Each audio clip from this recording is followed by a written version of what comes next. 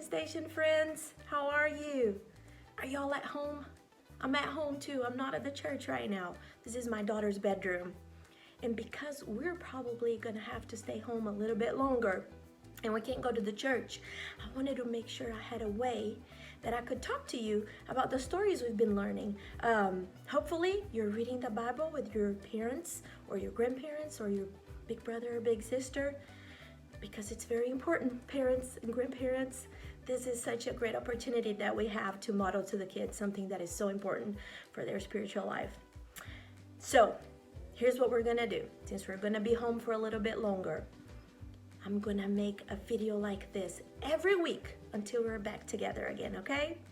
So today, what we're gonna talk about, first of all, we're gonna review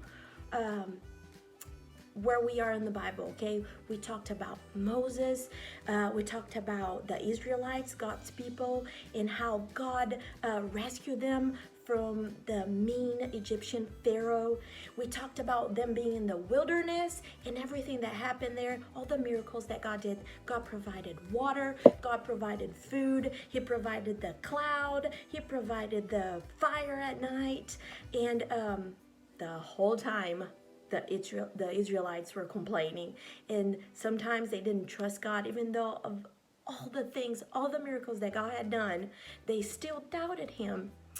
And the last time we were together, we talked about the 12 spies that went into the promised land, because the whole people that left Egypt, they have been walking in that desert, in that wilderness for 40 years. Can you imagine? Like, as if you were born when they left Egypt, for 40 years they walked, they didn't have a home. And like, that's a lot of years. Like, as if you were born until you're my age, like I'm 40, that's a lot of years. Anyway, so now they made it to the promised land. Oh, and they're so excited. So then Moses sends 12 spies to see the land, and they say, oh, the land is so good. It is so good. And they remember they brought the big old grapes that they had to carry in big poles. More than one person had to carry it. But they said, but the people that live there, they're huge and they're so strong. They're giants. We can't do it. We just need to go back to Egypt. All the spies said that with the exception of two, Caleb and Joshua. And Joshua and Caleb, they trusted God, and they said, God brought us here, and God promised us that He would give us the land. And we've learned every Sunday that when God promises something, He does it. Everything God says is true. So, what happened? Remember, the month of March, we're talking about how God rewards obedience and punishes disobedience. What happened here was that everybody that didn't trust God, that didn't believe His word, they weren't going to get to enter the promised land. Even though they've been walking for so long, God said, you didn't trust me.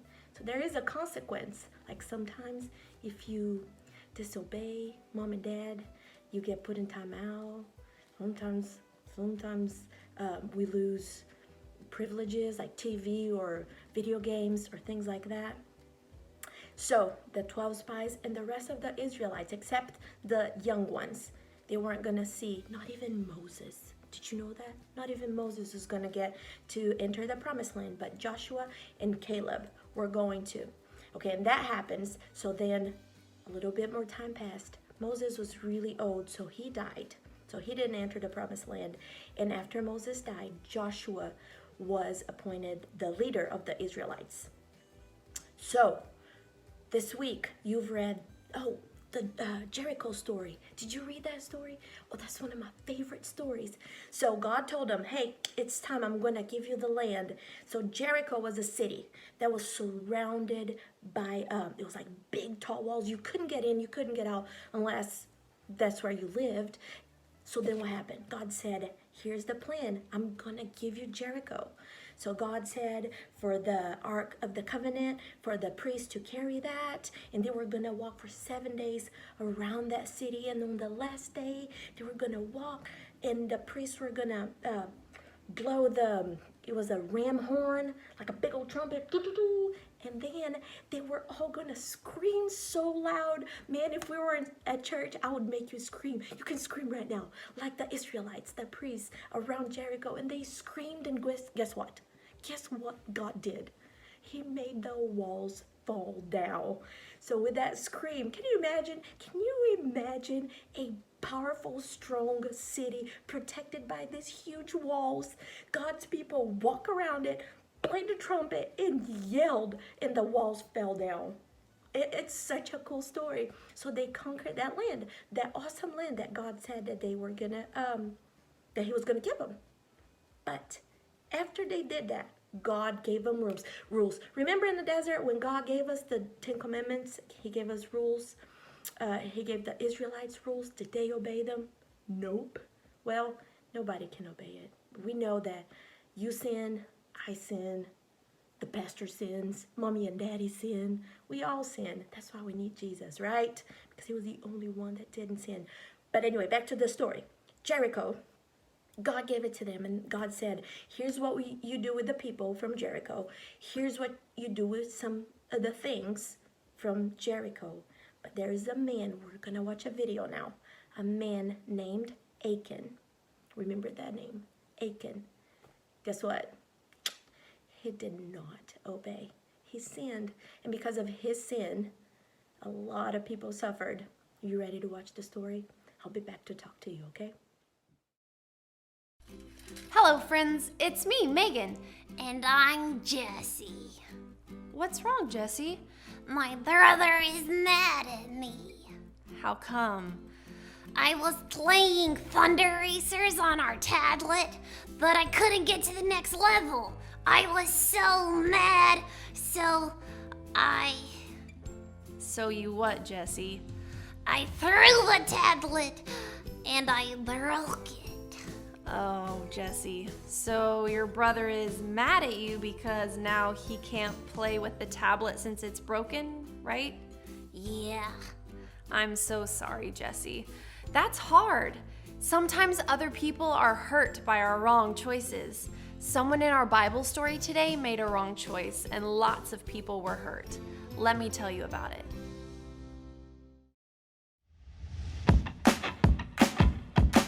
Joshua and the Israelites were in the Promised Land. Now they had to defeat the people who lived there. But God was with His people, and He promised to fight for them. First, God helped the Israelites take over the city of Jericho.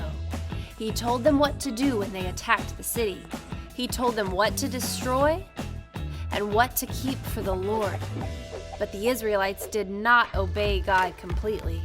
They kept some of the things for themselves, and God knew. So when the Israelites tried to take over the next city, God did not help them. The men in the city of Ai chased away the Israelites. The Israelites were afraid, and Joshua was sad. He did not know why God let them lose the battle. God told Joshua, "The people have sinned. They took some of the things I said not to take. This is why they did not win the battle." The next day, the Israelites came together, and God showed Joshua which man had sinned. The man's name was Achan. Achan confessed that he had taken a beautiful coat, some silver, and some gold. The things were buried in Achan's tent. Achan and his family were punished. Then God told Joshua to attack the city of Ai again. This time, God promised that the Israelites would be able to take over the city. When it was nighttime, Joshua sent part of the army to hide behind the city. In the morning, the rest of the army marched toward the city. The king of Ai saw the army coming, and he sent out his men to fight them. When the army of Ai got near, Joshua and the Israelites ran away. They pretended to be afraid, and the army of Ai chased them away from the city. The people who lived in Ai did not know that part of Israel's army was hiding behind the city. Joshua held out his sword, and the men who were hiding took over the city and set it on fire. This time, time, the Israelites did just what God said, and they defeated the city of Ai. Joshua built an altar to God, and the people made offerings to God. Joshua read the words of the law, so everyone heard the laws that Moses had commanded. God punished Achan for his sin. The Bible says that the punishment for sin is death. Because we sin, we deserve to be punished. Jesus came to take the punishment for us. God forgives our sin when we trust in Jesus. Hey guys, I'm back. Did you pay attention to the story? So that was the story of how the Israelites conquered the land and then Achan sinned. Did you pay attention? Here, I have a couple of questions. I want you to think about it before I'm going to give you the answer, okay? The first question is, why did God let Israel lose the battle against Ai, which is a cool city name, Ai? Do you remember? Because that Ai was not like Jericho. Ai was not super protected and strong like Jericho with the big walls and the strong army. Do you remember why? Somebody sinned, right? Somebody kept a few things that they weren't supposed to keep from Jericho, right? Who was that person? Achan. Yep, because of his sin, a lot of people suffered. What happened to Achan and his family? They were punished. See, every time we do something wrong, there's always a consequence. And in this case, they were punished. And what happened to the Israelites when they fought Ai the second time? The first time, because of Achan's sin, they lost, right? The second time, what happened? They won. They won because God was with them. And God had told them he was going to give them the land. And when God is with us, oh man, we can do so much, right? Those are good. Here, I just want to remind you of something. You know, like sometimes when we talk about, oh, that's just a little sin. Because sin is when we disobey. Either disobey something that God told us to do and then we don't do it, or God told us not to do and then we do it, right? That's sin. And God tells us to obey our parents. So when we don't obey our parents, we're sinning. But then sometimes we think, oh, mommy told me not to, eat that cookie before dinner. But she won't know I'm going to eat it. Is that a sin? That's a sin. And what about when you punch your brother or your sister? Don't do that. That's not nice. But that's a sin too, because you're not being nice to your brother or your sister, right? And what about when, you break something that you weren't supposed to touch? Or even if you break it by accident and your daddy or somebody asks, who broke this? And boy, you don't want to be punished, right? And you know they're going to be upset. And then you say, no, it wasn't me. That's sin. That's a sin, right? And there's no little sin. There's no big sin. It's all sin. And we all do it. And here's what I want you to keep in mind. Everybody sins. That is why God sent Jesus, the only one who never sinned, to pay the price, to take our punishment. It is our punishment. When the Bible says that the punishment for sin is death, it doesn't mean that we're going to fall and die immediately. It just means that we're separated from God. And when we're separated from God because of the sin, God can't be around sin. That's why he sent Jesus, so we could be together again. So when you trust and you believe that Jesus, the only one who never sinned, came and died on that cross to take your punishment, my punishment, the whole world's punishment. When you believe that, it's like your sins. Look, I wrote some sins here. I don't know if you can see it, but there's not sharing, there's being mean, there's lying, there's stealing. When you believe in Jesus and you say, God, I believe you sent Jesus, that sin, doesn't matter how little it is or how big it is, guess what? It's done. All of it. All of it. See? It's hard. But it's done. All of it. because Jesus loved you so much that he took your punishment. So in this story, Achan with Achan, he got punishment. And listen, that doesn't mean you're not going to have a consequence.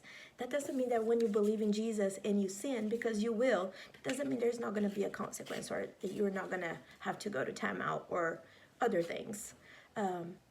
But it means that we can be close to God. We can be in a relationship with God. And this is such a cool thing. It's such a cool story. And it's so cool that we're getting to do this together. So here's what we're going to do. Because we do this every Sunday. We're going to sing together now. And I'm picking 2 songs that I know you know. And that I want you to sing really loud at your house.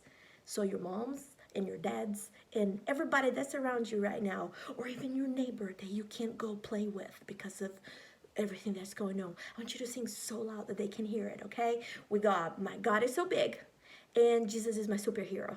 Let's sing together, okay? I'm going to be singing here too. Are you ready? 1, 2, 3. My God is so big and so strong and so mighty, there's nothing my God cannot do. My God is so big and so strong and so mighty, there's nothing my God cannot do.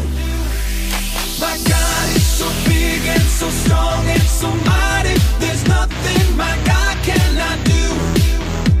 My God is so big and so strong and so mighty, there's nothing my God cannot do.